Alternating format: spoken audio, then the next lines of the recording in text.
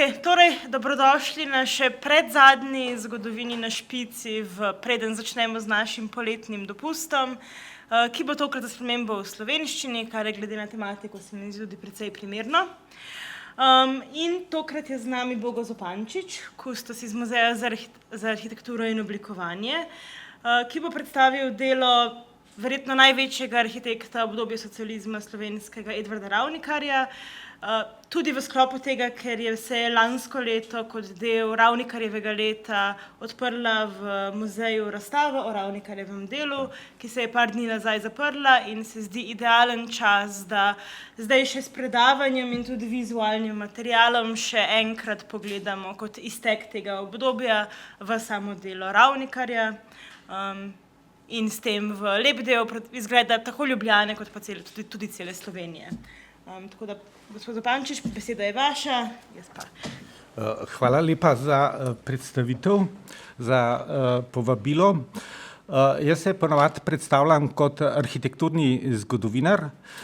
Sem končal arhitekturo, pa sem bil na neki meji, da bom zašel v slikarstvo in sem študiral v Parizu pri Vladimirju Veličkoviču, ki je tudi po osnovni izobrazbi arhitekt. Potem je bil tam Roberto Amata, edini živeči nadrealist, ki je bil tudi arhitekt in vsi so mi rekli, ko sem prišel tja študirati, gledati Corbusierja, Fondation Le Corbusier, te stavbe in to sem si res ogledal. Tako da me je ta francoska kultura po vse to malo začarala. Vendar, ko sem prišel nazaj v Ljubljano, so rekli arhitekti, da sem slikar, slikarji so pa rekli, da sem arhitekt in pol sem nekako nadaljeval in šel študirati, delati doktorat. In sem pol preko tega doktorata se zaposlil kot novinar na časopisu Delo in sem pisal pač o tej urbani problematiki in teh zadevah.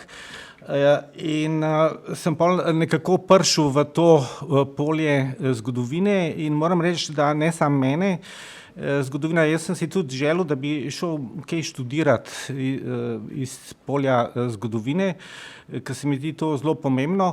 Ravnikar je pa tudi zelo dobro poznal zgodovino Ljubljane in so ga te stvari izredno zanimale. Zdaj tole, kar vam jaz danes mislim povedati, sem imel že dve predavanji, to je, vsako predavanje malo prilagodim glede na publiko, in sicer sem imel prvo predavanje za Rotary klub Logatec, kjer se je Ravnikar dobival s svojimi kolegi. Potem sem imel pa tudi v Rotary klubu Ljubljana predavanje o Ravnikarju, namreč smo imeli v tem klubu Marjana Ocvirka, ki je bil tudi moj profesor na fakulteti za arhitekturo, pa Petra Breznika, ki je tudi ustanovni član Rotary kluba Ljubljana, in Ravnikar se je s temi rotarijci družil in se mi je zdelo smiselno, da rotarijci o Ravnikarju kaj več vedo. Tako da bo to današnje predavanje pač življenje in delo, pa aktualnosti, ki so povezane z trgom revolucije. Takole je to izgledalo, ta njihova akademija v gostilni Pri Kopač.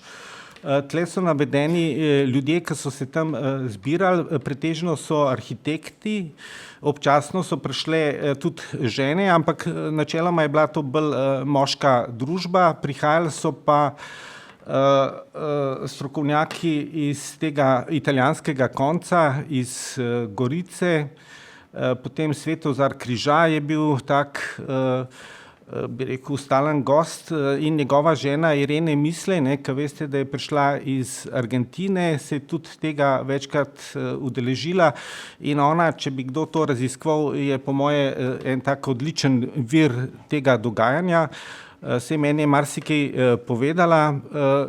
Povedala je to, da so bila to neka neformalna srečanja, veste, tako, ko v službi kakšne stvari ne stečejo, pa se gre pa v gostilno, pa se proba tam nekako dogovoriti, da pol stvari naprej tečejo, ne. In Ravnikar je imel težave z Zemljaričem, Mačkom in drugimi, političnimi funkcionarji in moram pa reči, da tlele pri Kopacu se pa dobivali isto misleči, skratka Ravnikarjev krog je bil to, ni bilo kakšne konfrontacije v smislu te politike, ker Ravnikar je tudi, ne vem, sem opazil pri njegovem delu to, on je veljal, ko sem bil na fakulteti za arhitekturo, za odljudnega profesorja, skratka nepristopnega, ni pozdravljal in tako naprej. In sem se jaz rekel, kakšen čuden človek je to, ne? Kako ne more odzdraviti in podobno, ne.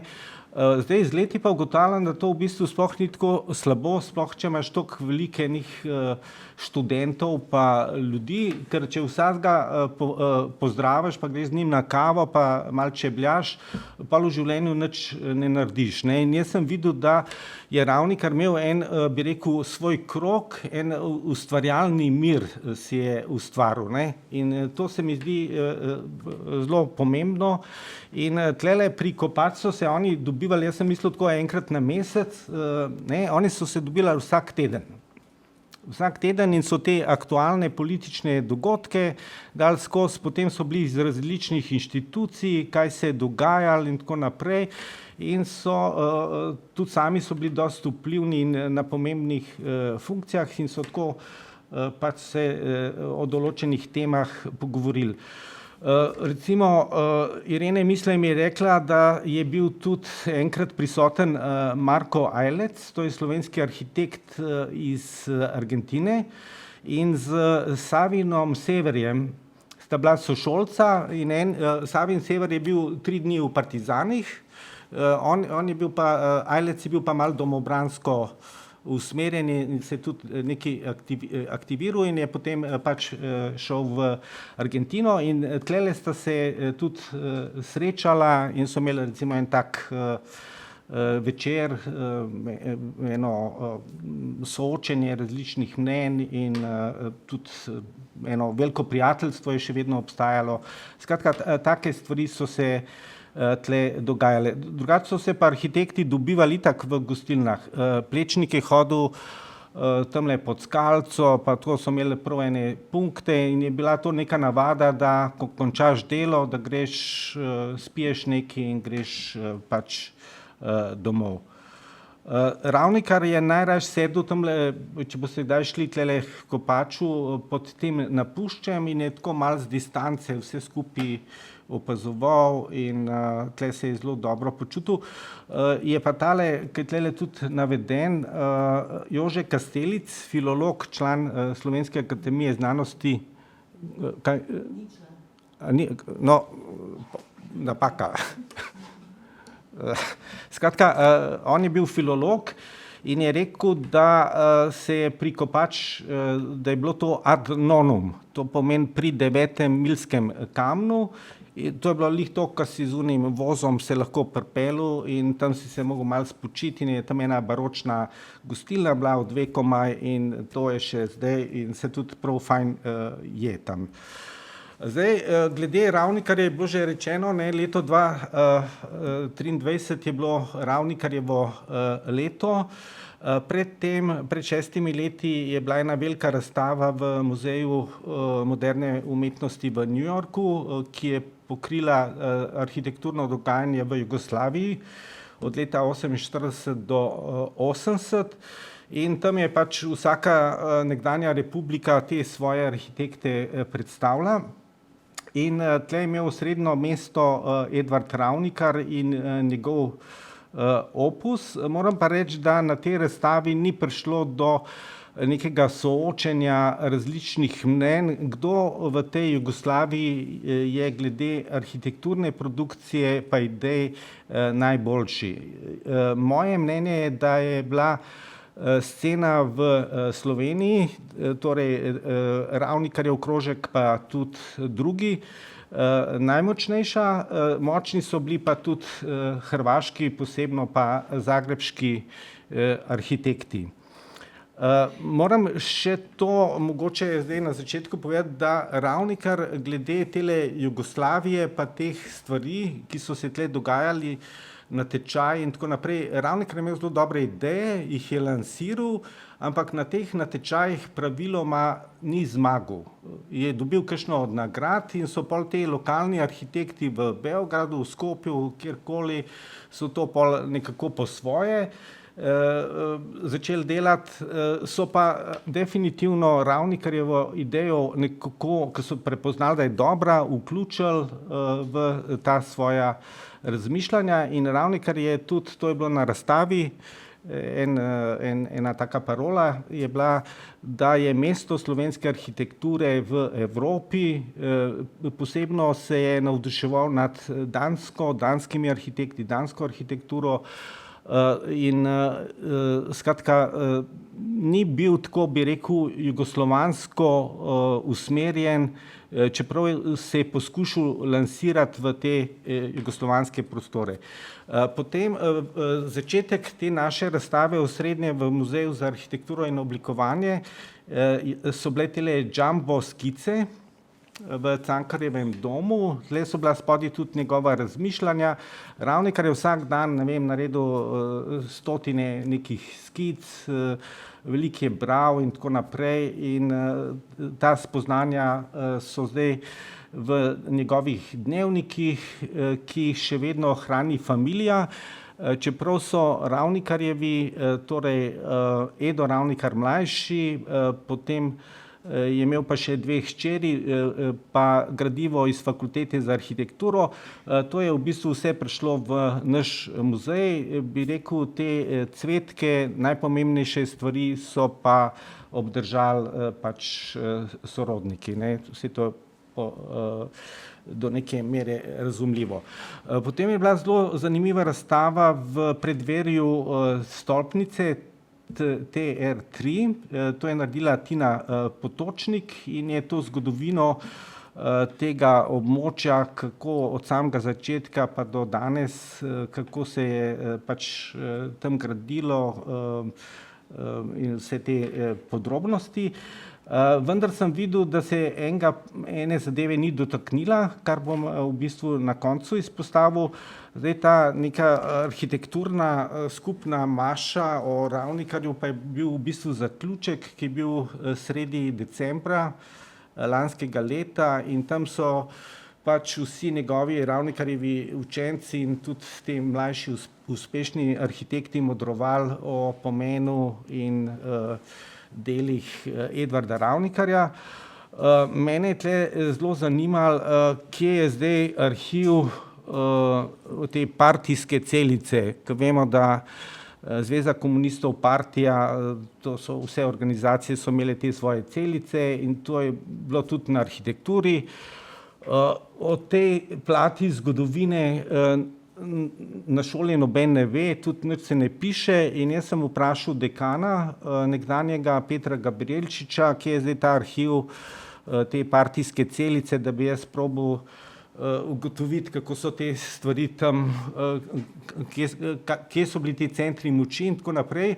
Moram to povedati, da Ravnikar ni bil nikoli v partiji, je iz neke take meščanske Nobel familije, oče je bil trgovec in tako, ampak je zanimivo, je rekel Gabrijelčič, je rekel, Ravnikar je meni rekel, da grem jaz v partijo.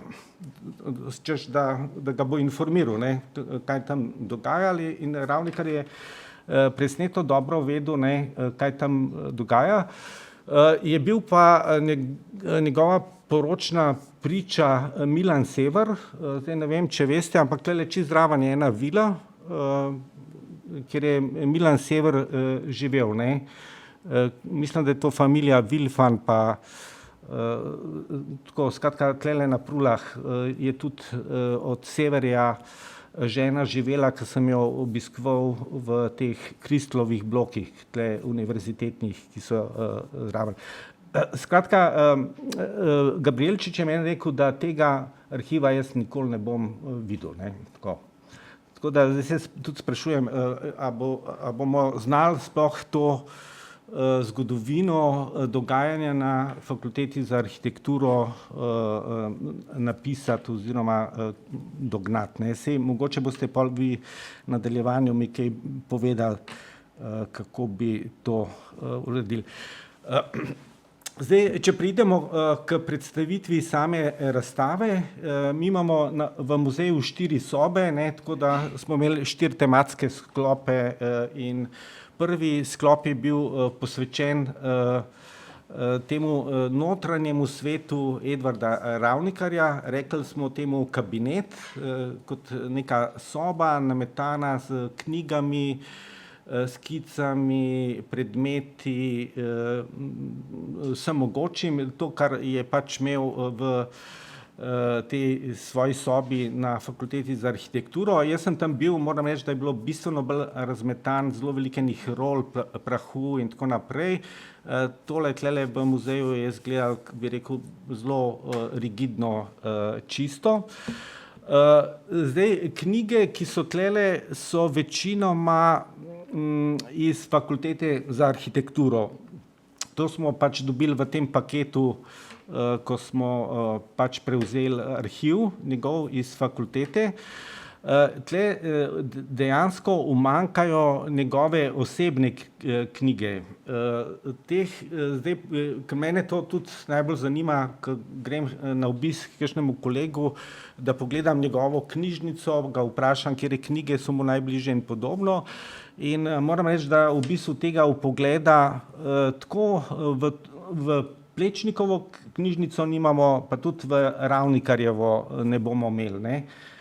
Plečnika se recimo z Semperjem pa z nekimi določenimi teoretiki povezuje in ne boste verjeli, tam ni niti ene knjige o Semperju, ne. Ni rečeno, da jih Plečnik ni imel, zelo verjetno jih je imel, ampak so te stvari v nadaljevanju nekako bile odtujene s strani ali profesorja, ali študentov, ali ne vemo koga, ne. In pri Ravnikarju je pa to, kar mi je rekel Marjan Ocvirk, namreč Ravnikar je bil zadolžen, da izprazni biro Vladimirja Šubica. Vladimir Šubic je s to stavbo, saj veste, je povezan. Sem videl zadnjič, ko sem gledal arhiv Miroslava Zupana, da je pač tele vaše prostore urejal, zdaj ne vem točno katere. No, in Šubic je po vojni umrl, tisti biro, ki je bil v Nebotičniku, so nekako ukinili in Ravnikarja so poslali, da naj te knjige od Šubica odpele v Vevče. No, in meni je Ocvirk na razrez, ne. In meni je Ocvirk rekel, da je to vse Ravnikar spokoj in da je to domov odnesel, ne. Tako da recimo je ta anekdota z temi knjigami in je bil pa Ravnikar neverjeten bralec, če ni imel svinčnika v roki pa skiciral, je gotovo bral. Jaz sem enkrat, ko pri mojem delu dobil seznam revij, na katere je bil naročen, ne. Ne boste verjeli, 150 revij je bil, na katere je bil on naročen, Mihevc, ne, ki je bil pa drugi pol, je imel pa, meni se zdi, okoli 50. Teh revij mi študenti, ki smo študirali, nikoli nismo videli, ker je bilo rečeno, da moramo s delom priti do nekih spoznanj. Te veliki mojstri, profesori so pa te revije takrat prebirali, bili zelo dobro informirani in tako naprej, no, tako da tako je bilo takrat, ne. Zdaj imamo internet, pa bi rekel bistveno boljše dostope do informacij, kot ste. Zdaj v tem kabinetu bi izpostavil eno stvar, ne, je zvočni zapis. Aleš Vodopivc se je pogovarjal z Ravnikarjem in Ravnikar pravi, ne, da mu je Plečnik rekel, vi ste tako ubogljivi in upogljivi. A veste, to je zame, kot da bi meni rekel, kot psovka, ne, skoraj, ne, nekaj zelo upogljiv pa ubogljiv, ne. No, in Ravnikar reče, da je pa to on bil zavestno. Zavestno je bil takšen, zakaj? Ker je rekel, ti ne moreš od drugega človeka vse to, kar on ve, vso to znanje usrkati, če se mu ti ne podrediš in z njim nekaj časa sodeluješ, ampak Ravnikar je prav to naredil, ne. On je usrkal maksimalno od Plečnika, potem je šel pa stran od njega, ne, sta se tudi skregala, ko bom pol povedal, ne. In hočem reči, da je Ravnikar to vajo pol ponovil tudi pri Corbusierju, kjer je bil v Parizu. In na ta način se je neverjetno dobro formiral in jaz ga imam za enega bolje informiranih, formiranih, izobraženih, razgledanih arhitektov tlele daleč naokoli. Potem druga soba je bila namenjena spomenikom. Ta del razstave je pripravila Suzana Campeotto iz Beneške univerze, ki je naredila meni se zdi magisterij ali doktorat na to temo in je zelo zanimivo, ne, da je, če gledamo to jugoslovansko produkcijo spomenikov pa to, kar se je dogajalo v Sloveniji, te Ravnikarjevi produkti pa to, da je tle neka distinkcija, neka razlika. Jugoslovanski spomeniki so ponovadi tako neka monumentalna forma, spodaj imate vklesana vsa ta imena teh padlih borcev. Pri Ravnikarju, če boste šli na Kampor, dol na Rab, ta spominski kompleks internirancem, boste videli, da so tam neke linijske vrste enih kamnov in na teh kamnih so retrovizorji. Dobesedno, retrovizorji, to so ta ogledalca pri avtomobilih, pogled nazaj. To se meni zdi tako zelo zanimivo, pogled nazaj, ko se soočiš z neko osebo, ki tam leži. Skratka, te zadeve so pri Ravnikarju zelo individualizirane. In to je distinkcija naspram tem jugoslovanskim. Potem gre tudi za nek teritorij, ki ga je zamejil in hkrati znotraj tega teritorija naredil nek obelisk oziroma nek poudarek. Hkrati je pa neka struktura z temi ogledalci oziroma s to individualizirano s tem pristopom, ne. In to se na tej razstavi zelo lepo vidi, ne. Mene je tale pokopališče na Vojščici zelo impresioniralo. Med drugim je pa tudi naredil spomenik v Prašičjem zalivu na Kubi, za katerega se pa ne ve, a so ta natečaj oddali ali ga niso in če je bil uvrščen, skratka je kar nekaj dilem. Potem tretja soba je namenjena stavbam v Kranju in Ljubljani. Ravnikarja, ko sem jaz študiral, smo vedno z Novo Gorico zelo pogojevali. Nova Gorica pa Ravnikar pa mesto, ko je sija preko granice pa ne vem kaj, ne. Ampak v bistvu, če realno pogledamo, je največ stavb naredil v Kranju. Ta občinska stavba, Olo Kranj, je prav imenitna in imamo neverjetno veliko gradiva in je ta geneza predstavljena, tudi druge stavbe so predstavljene. Je pa zanimivost to, ne, da ko gledamo eno stavbo pa drugo, da vidimo, da so narejene čisto v drugih materialih, kot da bi drug arhitekt to delal, ne. To govori o tem, da je Ravnikar veliko eksperimentiral, da nikoli ni, bi rekel, ponavljal nekaj, kar je že ugotovil, ampak je vedno hotel nekaj več, nekaj drugačnega. Potem četrta soba je pa namenjena mestu in Nova Gorica je zelo na, bi rekel, s par načrti predstavljena. Poudarek je na Trgu revolucije, Skopju in pa Tronketu, torej Benetkam. Skratka, to sta naredila Miloš Kosec pa Suzana Campeotto, 4 sobe. Sam sem se pa tudi z Ravnikarjem tako ali drugače srečal, ne. Kot je bilo rečeno, ko smo imeli ta vpis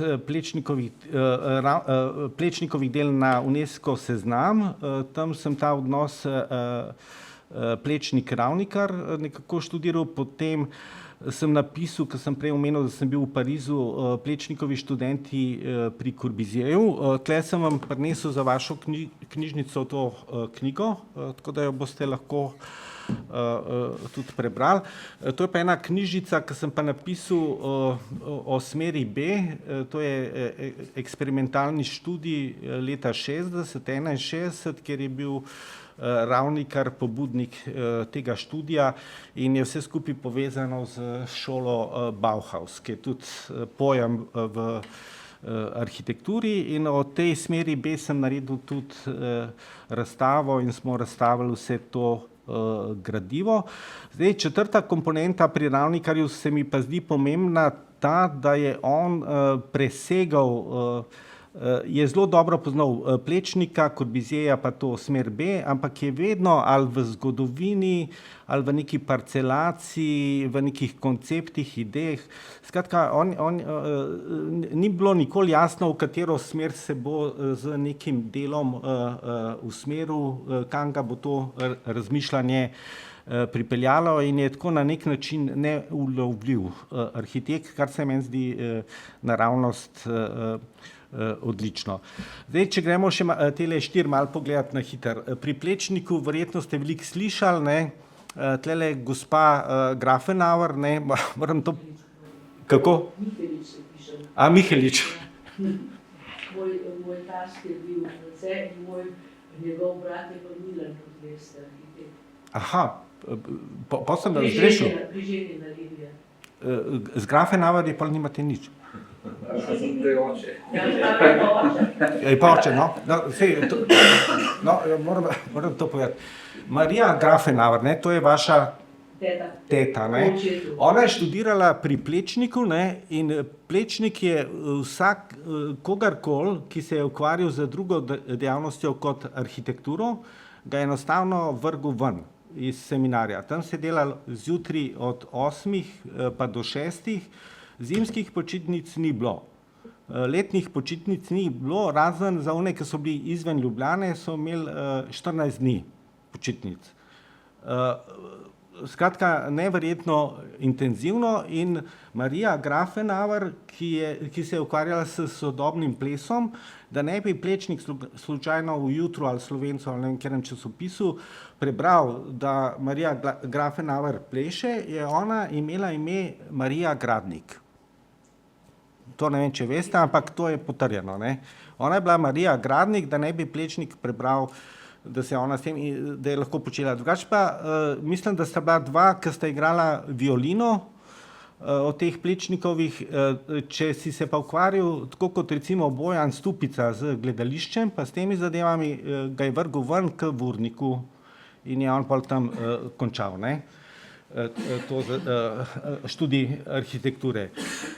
Zdaj, pri Plečniku je bilo tudi tako, ne, so imeli klavzurne naloge, skratka ena disciplina, risba, vse je bilo pod njegovim nadzorom, komando in tako naprej, kar je po eni strani grozen, ampak po eni strani imamo te študente, ki so sledili Plečniku, pa kopirali v bistvu njegove ideje, tehnike in vse tako naprej. Recimo Ravnikar je pa nasprotni pol, ki je pa to nekako presegel in šel čisto v neko drugo smer, hkrati pa je ohranil neke elemente iz te Plečnikove šole. Tle na razstavi smo imeli 5 skic, in sicer je bilo za klavzurno nalogo je bilo potrebno oblikovati neko posodo za rože. In so študentje to pač naredili in potem so mogli študentje to komentirati, te naloge, ne, in na koncu je pa profesor eno zaključno misel podal. Bilo je pa temeljno vprašanje,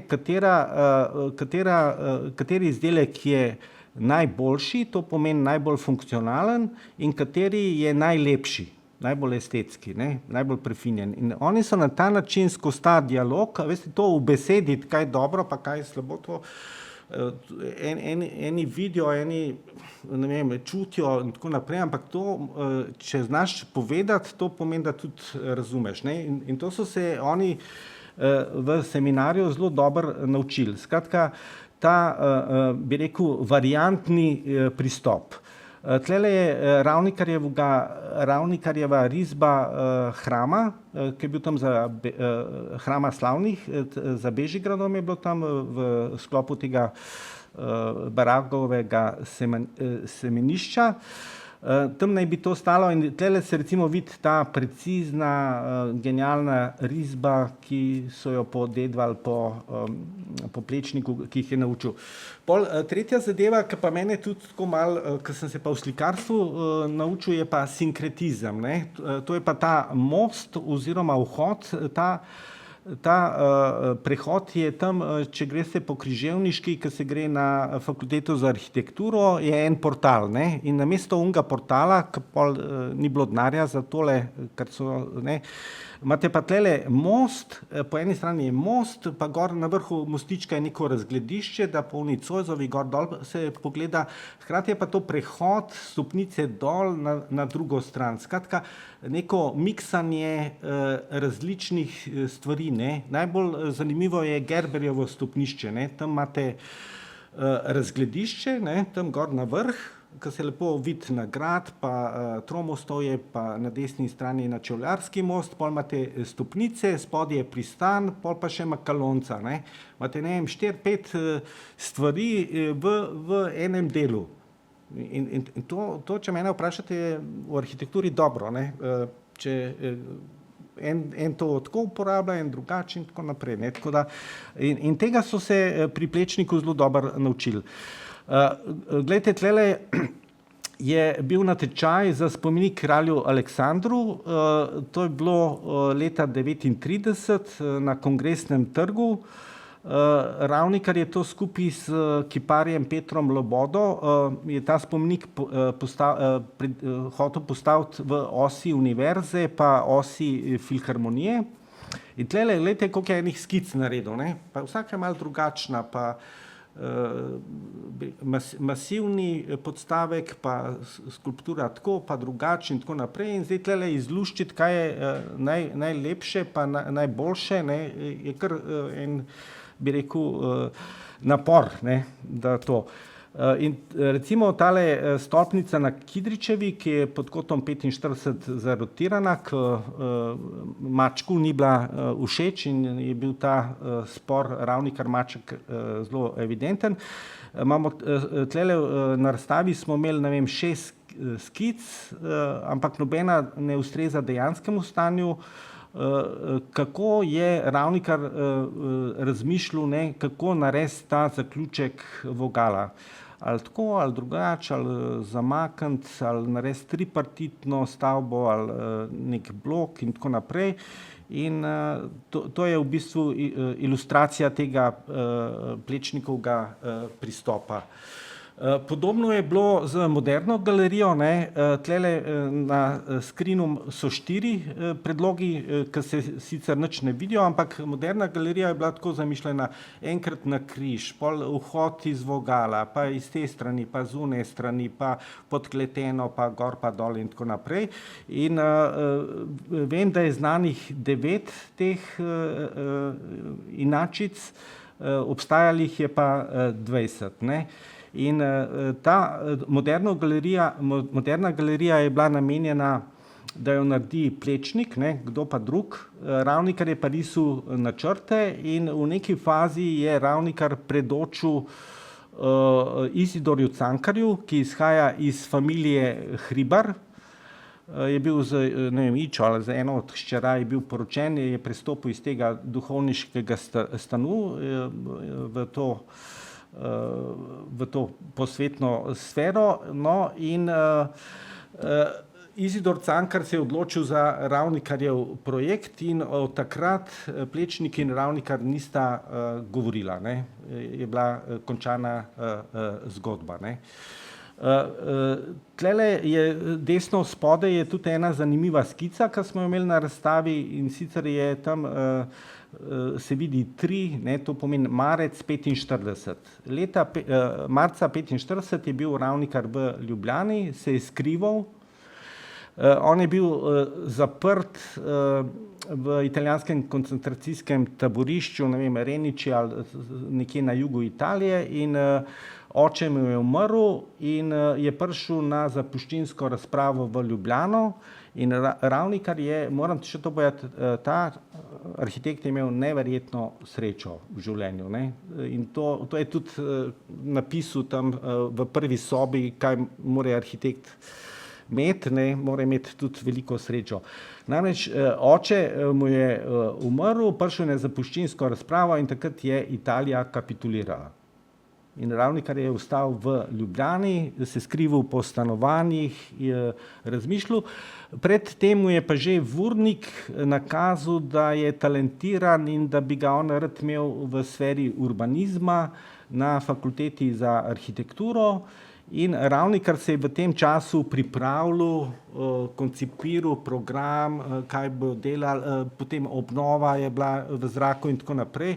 Skratka, Ravnikar je takoj po končani drugi svetovni vojni vedel, kaj je njegova naloga in tako naprej, ne. Tako da je pa tale moderna galerija objekt, za katerega Ravnikar pravi, da je povsem plečnikovski. Številni arhitekti pa tle iščejo, ne vem, neke moderne primesi pa komponente in tako naprej, ne. Jih je mogoče malo, kar je Ravnikar sam rekel, da je tle noter nek proporcijski ključ, ki se zlati res in ne vem kaj, ki se ga je pa Ravnikar naučil pri Corbusierju. Glede Corbusierja lahko rečem, ker to je ta moja omiljena tema, Slovencev je bilo v tem ateljeju največ, če izvzamemo Švicarje in Francoze. Potem na tretjem mestu so sicer Američani po številu, ampak iz pisem, ki sem jih jaz zdaj bral, ne, Marjan Tepina, ne vem komu piše, Američani, ameriški arhitekti so hodili v ta atelje po reference. Oni niso nič naredili, pojma niso znali risati perspektiv in tako naprej. Tako da jaz dejansko lahko trdim, da so, če lahko vzamemo Jugoslovane ali pa samo Slovence, smo Slovenci na tretjem mestu, ne, če te Američane ven vržemo, po številu arhitektov, ki so delali v ateljeju. Zakaj so tako številčno odhajali tja, ne?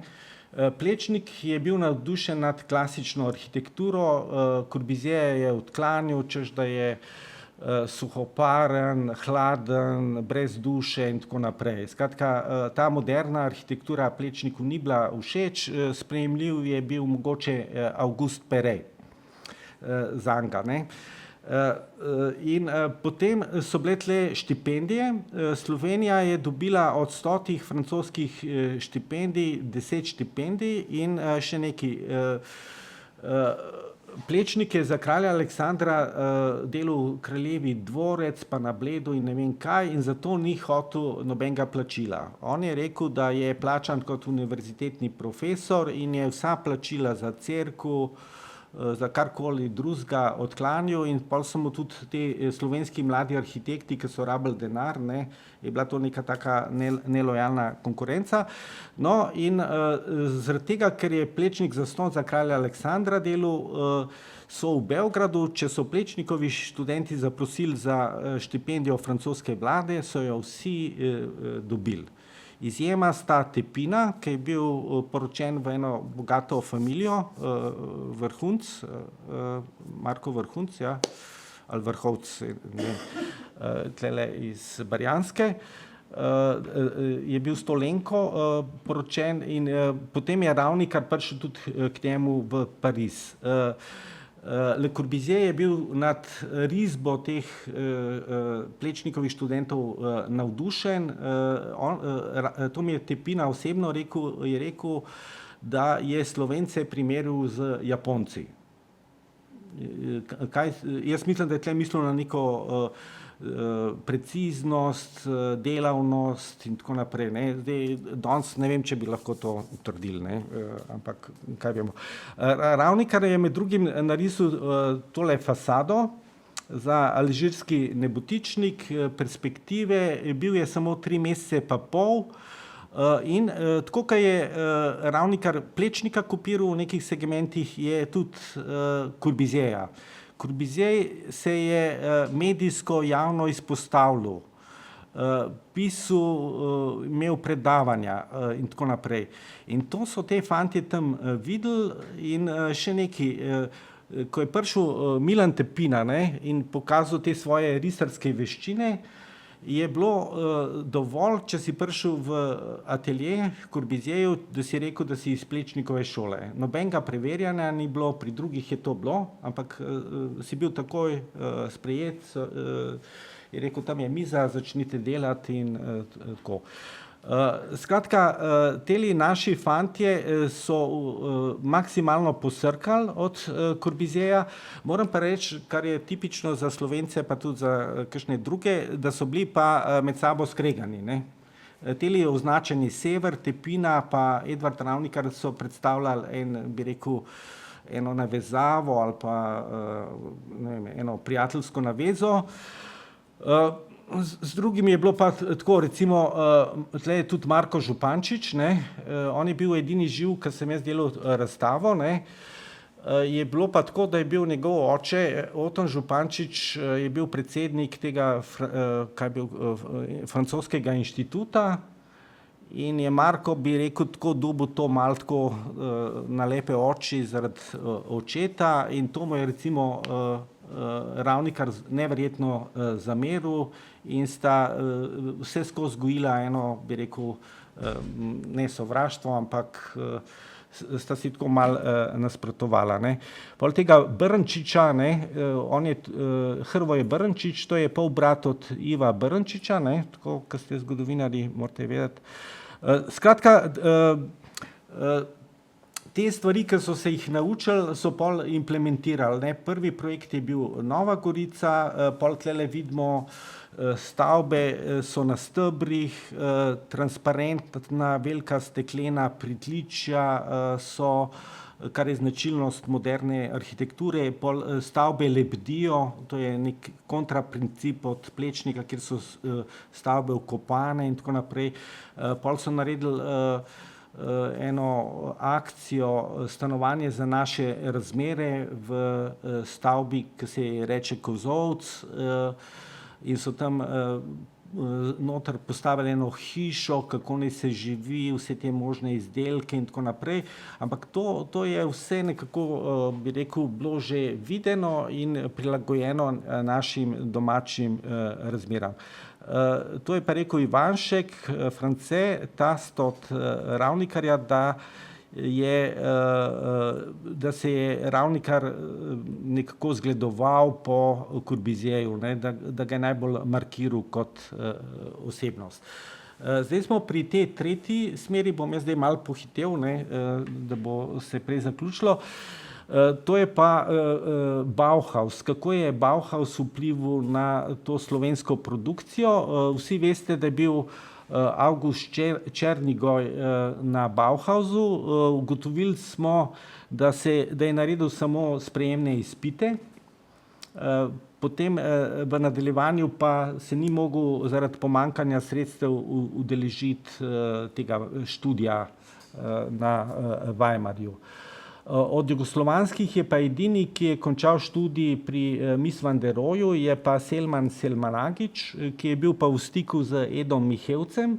In če pogledate Metalko pa arhitekturo Mies van der Roheja, boste videli tle neke sorodnosti, ne. Skratka, pomembna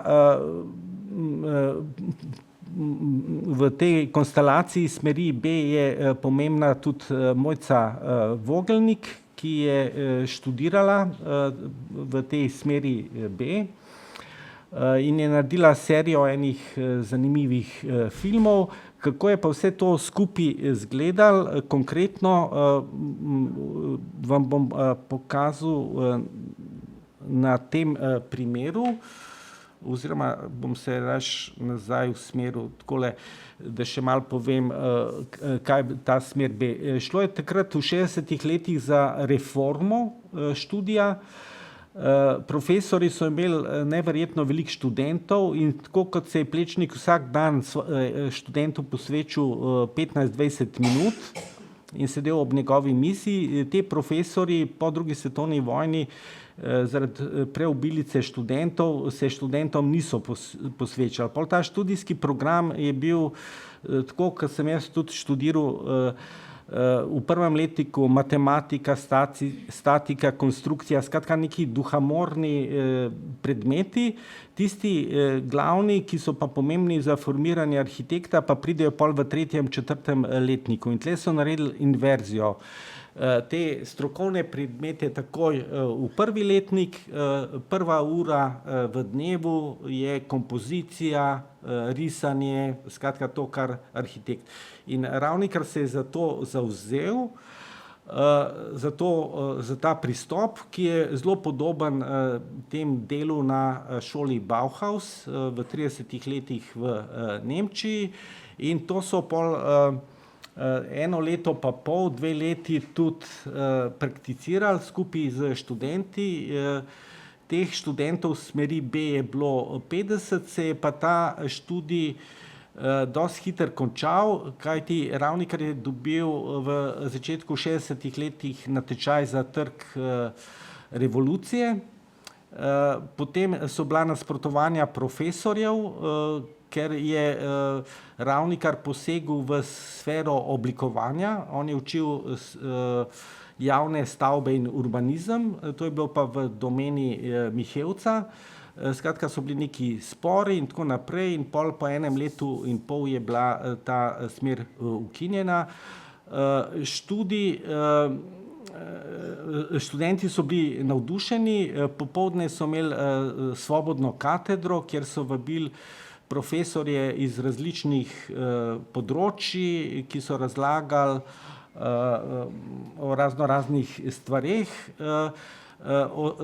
Bistvo te smeri B je bil pa osnovni likovni tečaj, torej točka, linija, struktura, dramaturgija, kompozicija in tako naprej, vsi ti parametri in to jih je Ravnikar učil in on se temu zelo posvetil in je te stvari poznal iz literature, delno pa tudi 2-letnega študija na Dunaju, kjer je začel študij arhitekture. No, tle je par slik, da vidite, kako to izgleda. Ravnikar je skušal te svoje ideje tudi lansirati na najvišjem nivoju. Tle vidite Josipa Broza s hrbtom, obrnjenega k nam pa Janjo Lap, ki je bila Ravnikarjeva sodelavka, med drugim tudi lahko rečem javno ljubica. In ona je skušala navdušiti Josipa Broza za sosesko, princip soseske. In tle je maketa te soseske za 5000 prebivalcev. Če bi bilo to Josipu Brozu všeč, bi imeli mi v Jugoslaviji, ne vem, 200 takih sosesk. Josip Broz ni imel posluha za moderno arhitekturo, on je imel en tak specifičen, bi rekel, dunajsko-hoštaplerski estetski čut lepote in mu ta modernizem, zato je pa Vinko Glanc, ki je bil Plečnikov študent, delal zanj na Brionih in tudi drugod. Skratka, študenti so bili navdušeni, povabili so tudi ene profesorje iz Švedske in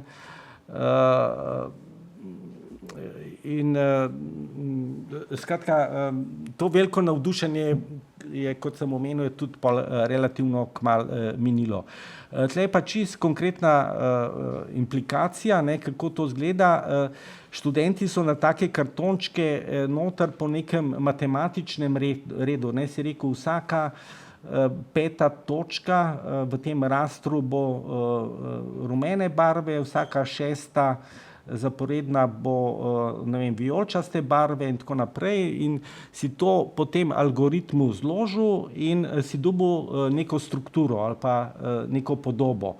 In hočem povedati, tle ni šlo za občutek, pa za čut, ampak je šlo za neko racionalno matematično logiko. In Ravnikar je to matematično, ta racio, ki je imel zelo razvit, nekako lansiral v te naše prostore in to je tudi bila učna metoda na Bauhausu. In tle na spomeniku Padlim na Vojščici smo sprva mislili, da so tam kar nametani neki elementi, kjer je vklesano ime vsakega padlega partizana tam.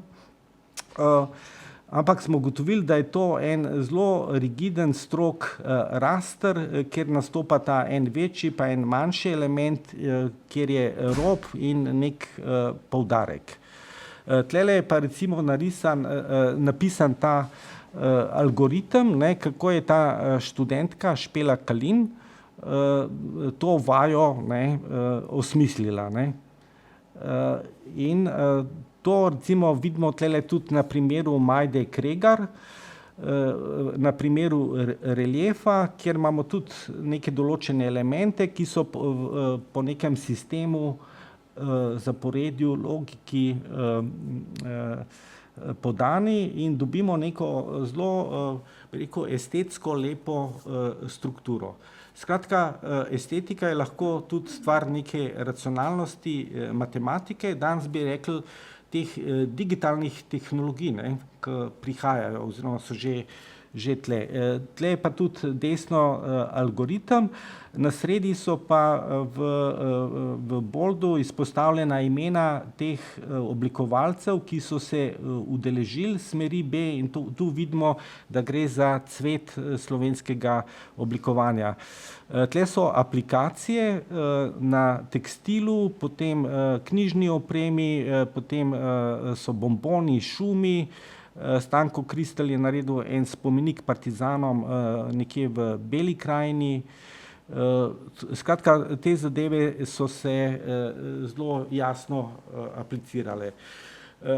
Če govorimo o arhitekturi in smeri B, lahko vidimo, da je to pa najbolj udejanil Edvard Ravnikar. Če gledate fasado Cankarjevega doma, boste videli, kako je to neka reliefna struktura, določeni elementi so pomaknjeni v ospredje, eni v drugi plan, kako so to neke plošče narezane v nekem določenem ritmu. Isto gre za te bloke v Ferentovem vrtu. Te modernistični arhitekti bi tle postavili eno kocko, Ravnikar je te segmente, elemente pomikal not ven, gor dol in s tem odprl tudi pogled na Ljubljanski grad, kar je tudi ena vrednota, ne, da to javnosti izpostaviš. Potem tale streha Olo Kranj je tudi kot neka zgibanka iz papirja, kar so takrat delali v 60-ih letih, kot je tudi ta stavba nastala. Pol je ta ograja na Rabu, isto ena taka reliefna struktura.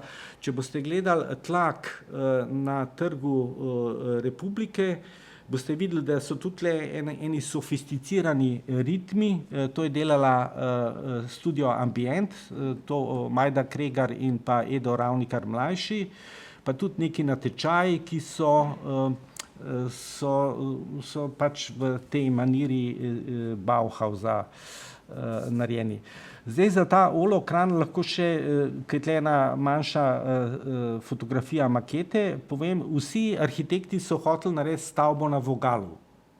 Ravnikar je bil pa tisti, ki je to stavbo noter na dvorišče postavil in s tem dobil en manjši predprostor, temu manjšemu predprostoru trgu pa sledi en velik trg, ne? Eno stopnjevanje dveh različno velikih prostorov, kar je tudi primer v Benetkah, kjer imate en velik trg pa en manjši trg in potem imate tam kampanile pa neko palačo in tako naprej. Skratka, te Benetke so mu bile zelo blizu. Udeležil se je seveda tega natečaja, ki je bil in je dobil neko ex aequo nagrado in sicer se je zavzel v tem svojem natečajnem projektu za to, da bi to povezavo med Kopnim in Benetkami, da bi jo ukinili, skratka železnico in ta avtomobilski promet.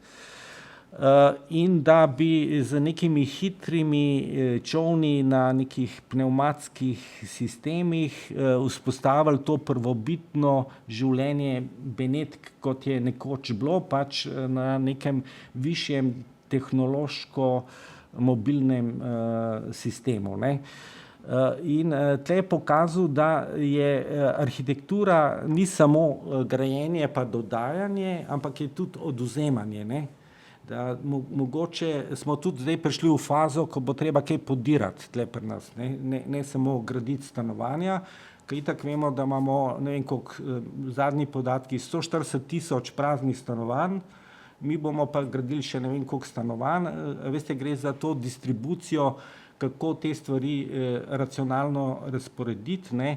Lahko tudi omenim, da se je Ravnikar zavzemal za železniški promet, ne avtomobilski, da je želel, da se stanovanjske soseske ob železnicah gradijo.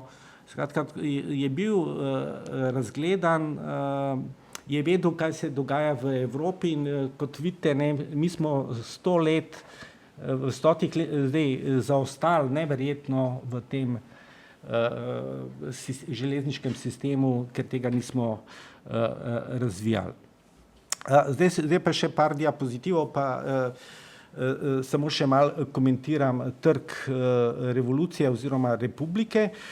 Na razstavi je bila predstavljena v digitalni obliki geneza, vse od Uršulinskega vrta, pa tega natečaja, kaj vse je predlagal, potem je zmanjkalo denarja, enkrat je ta dva stolpa postavil čist na rob, kasneje ga je umaknil noter, tle pri tem so mu seveda pomagali njegovi kolegi, ki so bili tudi asistenti in na koncu smo prišli do ene forme, jaz mislim, da je to zelo uspešen projekt, da so te prostori tam, kaj že, Plečnikov trg, pa ta samostan, pa vse to, da je to zelo lepo artikulirano. Je pa zdaj eno vprašanje za vas, ne, en element pa manjka na tem trgu, pa se nikoli nikjer ne sliši, nekaj manjka, ne. Če en element, so 4 elementi, voda manjka. Voda manjka, ko mene je to odsvirkočil, trg ima rob, eno praznino, pa poudarek in vodo, ne. In če pogledate, tlele manjka voda, ne. In zdaj ta voda je bila zamišljena, namreč Vladimir Bracov-Mušič je naredil spomenik revoluciji skupaj s kiparjem Dragom Tršarjem. Tršar je naredil skulpturo, Bracov je pa to umestil v prostor in je bilo tako zmišljeno, da je ta spomenik na eni taki votli betonski kocki in iz vrha te betonske kocke teče dol slap. Mi imamo v muzeju en elaborat, prav posvečen temu, kako ta voda pada in tako naprej, ampak jaz imam občutek, da se je na koncu izkazalo, da je to drag projekt, ne, a veste, to črpanje, čiščenje in tako naprej in v tej kocki noter bi bila tako imenovana partizanska kripta, te partizanske relikvije pa tako naprej, gor bi bila ena ploščad s tem spomenikom in ta voda bi osvežila, ne, ta prostor, ne. Ker moram reči, da Kongresni trg je lepši trg, ima boljšo topografsko dispozicijo, ne, imamo grad, hribček pa grad, vse skupaj je malo nagnjeno, pa te slikovite stavbe okoli. Skratka, to je zelo pitoreskno, dočim tle pa ena ravna ploščad in je bil to za Ravnikarja en velik izziv in meni se zdi, da je to rešil, ampak s to vodo bi se dal danes še kaj narediti, ne. Tako da tlele imate eno lepo fotografijo, ker to je bilo zamišljeno leta 1961, da se ob 20-letnici osvoboditve pač postavi ta spomenik revoluciji. Jure Mikuš je tle napisal eno lepo knjižico, jaz sem mu pa tole, tegale Braca Mušiča, pa ta projekt takrat tudi ponudil, ga upozoril na to in je to tudi lepo vključil. Pol, to mislim, da je predzadnji slajd, je pa fenomen, kaj zgraditi na drugi strani Trga Republike. Očitno je na podlagi tega balkona, ki ga vidimo na tej steni, to je inverzna emonska fasada, tle je nekoč bil zid Emone. In Ravnikar je to tako naredil, da to v bistvu ne gledamo iz une prave smeri, ampak inverzno. In to se mi zdi tudi lepa zadeva in sem že omenil to gibanje teh fasadnih plošč, ta smer B in tako naprej. In Ravnikar je to, ne vem, kje izjavil, da se mu zdi to nekaj najlepšega. In jaz se absolutno strinjam, ampak tale balkon tlele očitno kaže na to, kot nek govorniški balkon, da je bilo tam nekaj načrtovano. In ta moja kolegica Tina Potočnik, ki je delala projekt Trga Republike, revolucije, vso to zgodovino, se je temu, ne vem zakaj, nekako izognila oziroma ni bila pozorna. Jaz sem pa, ko sem zdaj pregledoval te stare arhitektove biltene, najdel zadevo, ki je tlele v tem krogu nekako izpostavljena. Tle vidite, čist v skrajnem levem spodnjem robu je vladna palača. No, in tam, ker je šola Vita Krajgerja, pa ta vila od družine Bahovec, Ravnikar je tle naredil neko tripartitno strukturo, dva drevoreda z nekim peskom, eno linijo peska, esplanade, bi rekel, en tak državniški, bi rekel, velikopotezni projekt, in to v 80-ih letih, ko ta naša državnost še ni bila tako, bi rekel, v prvem planu. On si je to dovolil in potem bi ta esplanada se nadaljevala skozi to špranjo med Dramo in Nemško hišo in vse skupaj bi se pol zaključilo tam v nekem krožnem trgu. In to, moram še povedati, to je območje Emone, kjer kamorkoli bi lopato zasadili, bi spodaj najdel arheologijo. In jaz mislim, odkrivanje teh starih plasti, da je to lahko in kazanje te zgodovine tako za turizem, kot za ta državniški projekt in to, nekaj zelo zanimivega. Je pa treba tudi poudariti, da Slovence, slovenstvo zaznamuje ta dvojnost, tudi dva stolpa sta, pol imamo v Ljubljani same cerkvene stolpe, tako v dvojicah.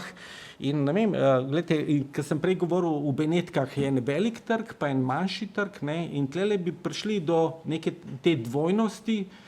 Ne vem, bi bil trg revolucije, ta bi bil pa ne vem, kako bi imel trg osamosvojitve ali karkoli hočete, kar bi bilo zelo simpatično, ampak gledajte, leta 90, ko je prišlo do menjave sistema, ta denacionalizacija in vse te zadeve, lastniki so dobili nazaj parcele, Urh Bahovec je zdaj lastnik te parcele, kjer je nekoč stala Mačkova vila oziroma prej Bahovčeva vila. In oni so to nazaj dobili in so zdaj tam naredili en projekt, bojo luksuzna stanovanja za, ne vem, osebje diplomacije, ki je v Ljubljani, in on bo to oddajal, ker v tistem trenutku bi mogla država to odkupiti, itak je bila ta Mačkova vila očitno z nekim namenom podrta, z nekim namenom, to so neki ljudje vedeli, so jo podrli in gledajte, zdaj smo dobili Tudi šola, ne, je bilo mišljeno, da itak je čedalje manj otrok, pa da bo izgubila na tem pomenu in tako naprej. Skratka, ta projekt bi se dal definitivno realizirati, sam se mi zdi, da smo zdaj zamudili to idealno priložnost, kaj bo pa v bodoče težko rečem. To je pa zdaj zadnji, oziroma predzadnji diapozitiv, je pa še en projekt, kjer pa vidimo, da Ravnikar v osi teh stolpnic, ne, to je tle zgoraj desno, je postavil še eno stolpnico, še nek monument v te kareje med Aškerčevo, Kidričevo in Titovo cesto, je pa noter insertiral pod kotom 45, tako kot je to stavbo na vogalu Štefanove oziroma Kidričeve pa Prežihove leta 57 naredil, ne, je tako insertiral noter take visoke stolpe, s katerimi bi zgostili mestno tkivo in dobili neke nove prostore. Skratka, Ravnikar se je s tem intenzivno ukvarjal, ne, to je projekt iz leta 86, tisti prejšnji je bil pa iz leta 80. Zdaj pa še res zadnji, zdaj lahko zaključim, da gre za odličnega arhitekta, dobro izobražen, informiran, dvomi raziskuje, vsestranski vpet v domačo in mednarodno sceno, pedagog, ne, lahko še to omenim, on je imel 650 diplomirancev, ne, kar zdaj, če tako malo realno pogledate, se z njimi ni dosti ukvarjal, ne, z nekaterimi, ne. Pri njemu je bilo tako, da se je določenim ljudem zelo posvetil in tudi predavanja, ne. On je imel, jaz govorim z temi njegovimi študenti, je imel eno predavanje v 2 letih. Eni mi govorijo pa, je imel predavanje vsako leto, ne vsako leto, vsak teden. Skratka, so bile zelo velike razlike, kar je verjetno odvisno od tega, koliko je bil angažiran na drugih projektih. Skratka, Ravnikar je okrog, je definitivno eno najmočnejše žarišče, bi rekel, te progresivne sodobne arhitekture v Jugoslaviji. Vidimo, da ne samo gradi, ampak da ima tudi to metodo odvzemanja, sprva posnema, potem pa pač nekako interpretira po svoje, ne, imel Plečnika za vzornika, pa Corbusierja, pa Bauhaus in da je to nekako, bi tudi povedal, da je to v nekem smislu fenomen, ker on je edini arhitekt, ki dal skozi Plečnika, Corbusierja, pa še Bauhaus, ne. Takega arhitekta ne boste v svetu nikjer našli, ne, tako da je fenomen, pa še ta svoj doprinos je dal in to ga dela res izjemnega. Je pa Slobodanu Milojeviću, ki je bil njegov študent, enkrat rekel, in s tem bi jaz tudi zaključil, da on, ki ne zna delati, ne, da je boljš kopirati, kot pa slabo projektirati, ne. Tako da je to tudi ena od poti. Tako. Jaz se s tem zaključujem, pa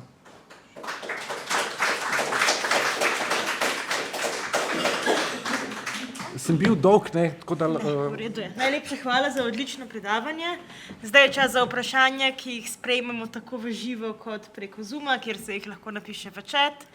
Tako da, če bi kdo začel in ima že kakšno idejo za vprašanje, ste vabljeni k postavljanju, če je kaj na Zoomu, se tudi lahko, še ni. No, sicer imam jaz mogoče eno. Zdaj zanima me, ker vem, da seveda Ravnikar ni bil edini v tem obdobju, ki je gradil podobo Ljubljane v različnih področjih seveda. In me zanima, kakšen so imeli pa kaj odnos, ne samo s profesorji, ker to je bilo precej omenjeno, ampak tudi s temi fizično, recimo Arnautovič, ki je zgradil precejšen del in podobno. A so bili kaj stiki, usklajevanja, ali so se vsak držali na nek način svojega becirka, če tako rečemo, ker on je imel recimo bolj savsko, ne? Pa ostalo. Ne, tle je obstajala prav to, da je imel vsak svoj becirk, ja. Ljubljano so si dobesedno razdelili, ne. Mihevc je imel tamle konc, ki je Metalka, pa Kozovc, pa tam, ne. Ravnikar je imel pa tale Ferentov vrt, trg revolucije, pa ta južni del, ne. Pa to ne obstaja samo v mestu Ljubljani, ampak tudi Slovenija, ne. Prekmurje je pripadlo nekako Feriju Novaku, ne. Pol je bil neki Maribor, recimo Ravnikar v Mariboru ni gradil, ne. Tam so njegovi študenti, oni so imeli tam, bi rekel, monopol ali pa nadzor. Tudi slovensko Primorje, ne, je Ravnikar na začetku delal neke projekte, ki so bili, bi rekel, zelo, kako se reče, neka šotorišča je delal in tako naprej, ne. In pol, ko je pa Mihevc to prevzel, so pa začeli neke hotele pa komplekse po vzoru teh turističnih naselij na zahodu postavljati in je šlo dobesedno za sovražni prevzem, ne. Čeprav Mihevc, ko obstaja toliko enih teh zgodbic, ne, Mihevc pa Ravnikar sta bila sošolca in sta bila takole par let skupaj v risalnici, ne, vsak dan, ne. In jaz sem slišal, da sta bila tekmeca, ne, rivala pa tako, ampak po drugi strani sta bila pa tudi džentelmena in ona sta se, to sem slišal res od velikih ljudi, sta se pogovarjala. Problem so bili pa te njuni študenti, oni so pa govorili neverjetno sovraštvo. Skratka, tako so te stvari potekale. No. Jaz sem imela tudi nekaj pogledov, Seveda. turizmu na Ljubljani. Oni so dejansko šli za rivalstvo. In to so ti razpisi. In razpise so kandidirali. Ravnikar je bil izredno eksploziven in uspešen na teh razpisih.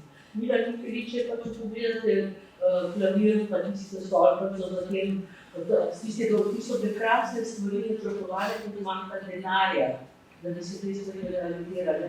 Tako je za te visoki za to. Zdaj tudi morali štiri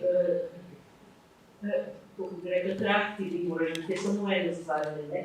Na tej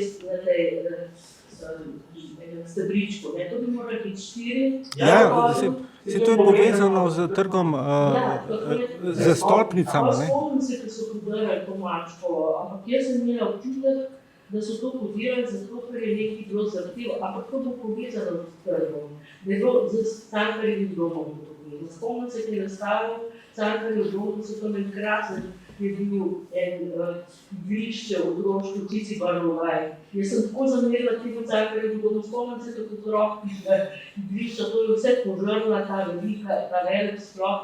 Meni pravzaprav moram reči, da ta trg mi je hladen, tuj, kadar pa sije sonce, je enormno vroč in je grd, prazen, tukaj nima življenja. Meni, kadar grem čez trg, naprimer proti Narodnemu muzeju, ne strpim, dobesedno.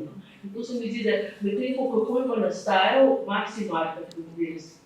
Jaz sem takrat leta 64-68 na Čubičevi gimnaziji in naš je bil tak nov traktor, ki je dozidan gimnaziji in smo bili čisto na vrhu, ko je terasa. In z terase smo dole opazovali to zidavo, ker so delavci grozno zalepali. To moram reči, da je nobenega dela ni bilo, to je bilo samo so pohajali.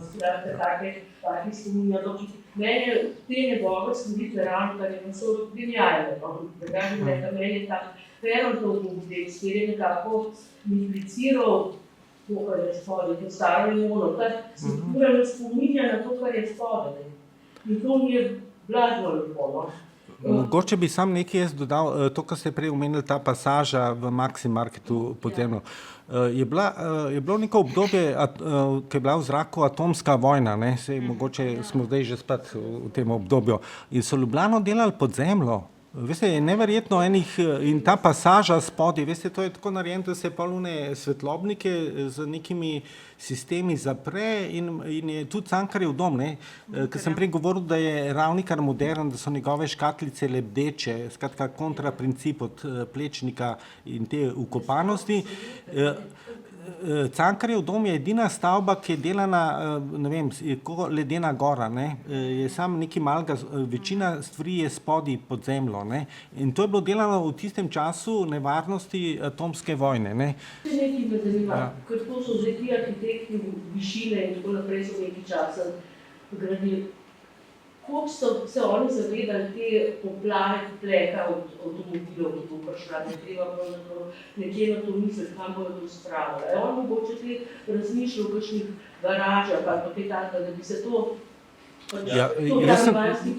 Jaz imam za sabo projektantsko prakso, ne, ker sem bil tako par let v biroju in takrat so bili neki normativi, eno parkirno mesto na 0,75 gospodinjstva. Ne. To pomeni, da določeni ljudje sploh nimajo avtomobila. Ne.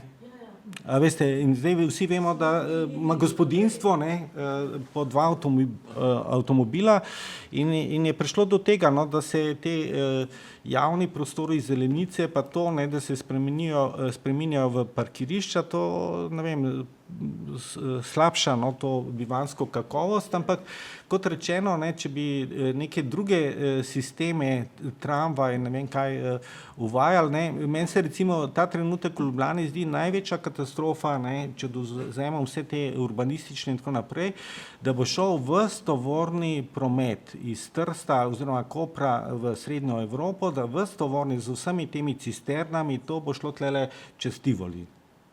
A veste, mislim, da niso mogli nek obvoz narediti za tovorni in tle spustiti samo potniški. Vam moram povedati, jaz ne vem, kdo za tem stoji v zadnji, ampak to je nesprejemljivo. Ne? Samo Ravnikar se ni ukvarjal z prometnicami, vse z objekti, pa z enim takim ambientom, ki ga je zapolnil po svoje. Tega stvari so pa verjetno drugorazredne, da bi se s tem. A čeprav rekel, ste omenil, da je železnica, da je želel, da bi bila mesta v železnica. In samo tudi struktura, kako je noter poteka prometnice in to površine, parkirne, pa to so tudi en del, ki je zelo pomemben za bivanje v mestu. Še kakšno vprašanje? Mogoče bom jaz vprašanje, ker ste vi dosti postavljali te odnose, pa kako je, da sem zelo skomobil, ker je svem bil tudi Feri Novak, da bi kot vzjeju. Sta kakšen odnos to med vami, je to eno vprašanje, znači, naprej, ki morate to, kar vem, kako je on zelo to modernizem podnesel v Mursko Soboto in je lahko Mursko Soboto na sredo ima. Druga stvar, pa me zanima pa za drugo stvar, ker mogoče tam živim v Viktor Pusti delu Koseške terase Stebloke. Kakšna sta ona dva dela v kakšnem delu? Pust pa Ravnikar, kaj? Če sta imela sploh, ste živela mimo ali sta... Ja, tle je veliko mimobežnosti, tudi Feri Novak pa Ravnikar. Feri Novak ni študiral pri Plečniku, ne? To je en fenomen. Tudi istočasno nista bila pri Corbusierju. Je pa, to sem ne vem, kje slišal, Feri Novak se želel približati Ravnikarju oziroma prideti na fakulteto za arhitekturo kot asistent, da bi nekaj delal in da je Ravnikarju nosil neko divjačino iz Prekmurja, pa ga skušal omrežiti. Evo, ja, to dočim tale Pust pa Ravnikar, namreč jaz sem delal pri Viktorju Pustu, sem prav delal pri njemu v biroju in on je študiral tudi v Franciji, zato je bil navdušen in me je spustil, da grem tudi jaz v Francijo, ker drugače verjetno bi bolj težko. On je študiral pri Candilisu, ki je bil tudi pri Corbusierju, ne. In Pust, zdaj mislim, je zelo star, pa ni več v tej vitalni formi.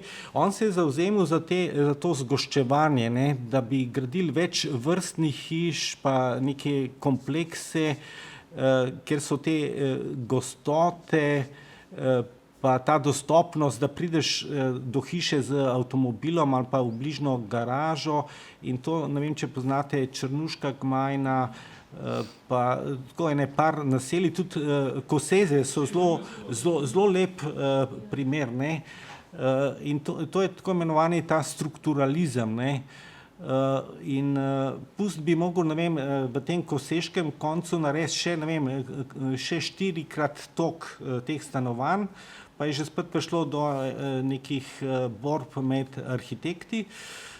Jaz bi mogoče nekaj drugega tlele dodal. Koseški bajer, ne, to je bil glinokop, tam so cegle delali, ne, tenis. Poglejte ono naselje zraven, ne, niti ena stavba ni v ceglu.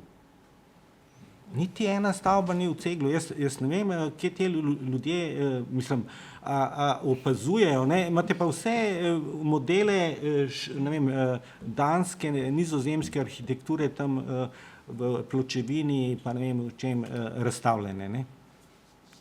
To, ne vem, hočem reči, imamo tako malo skregano logiko tlele v naši. Zato bi pomanjkanje spomina, ne. Pa spomina, ja. Ravnikar je... Glinokop že vzljubil. Ja. Tisti je bil Agrostroj, je bil tam, je bila firma, ampak ta ni bil glinokop, ampak je bil v bistvu za Agrostroj narejena, je bil prej glinokop, ampak zalito z vodo je bilo, da so sprobavali Agrostroj svoje naprave, namakalne in take sorte. To je bila izhodiščna točka, da je bajer nastal. V bistvu, da je bil zalit z vodo kot neke vrste bazen za Agrostroj, kot firmo, ki je seveda pol prijela delovati in se nastavila z tega mosta. V bližini je bila tovarna Dekor, ne, ker jaz sem nor na eno kiparko, ko se reče Dana Pajnič, ne, in ona je v tem Dekorju tam delala, to so take figurine delali, ne vem, jaz imam doma Cankarja, pa kaj že, Metod in Ciril in tako naprej. A veste, kako umetnost približati ljudem? Z majhnimi sredstvi si lahko kupil te skulpture, ki so jih brata Kralj, pa ne vem, vsi priznani umetniki, relativno poceni, dostopno je bilo, in tam je bila ta tovarna Dekor in jaz vem, da oni te gline tam niso uporabljali, ker ni bila dost fina, no. Zato vem, da je bil tam glinokop, ampak je pa to, kar ste povedali, tudi prav, ne, da je bilo kasneje, ja. Tako, no, tako da... Ja. Še kakšno vprašanje? Če ne, se vam lepo zahvaljujem, tudi tako vam kot publiki in v živo in na Zoomu. Zdaj publiko v živo vabim še na kavo, sok, sendvičke in kakšen piškot. Žal tudi vi na Zoomu ne morete tega vohati iz daljave. 26. junija se pa vidimo na zadnji zgodovini na Špici v tej sezoni pred počitnicami in predavala bo naša gostujoča raziskovalka Eva Kumelovski. Tako da, se vidimo. Okay.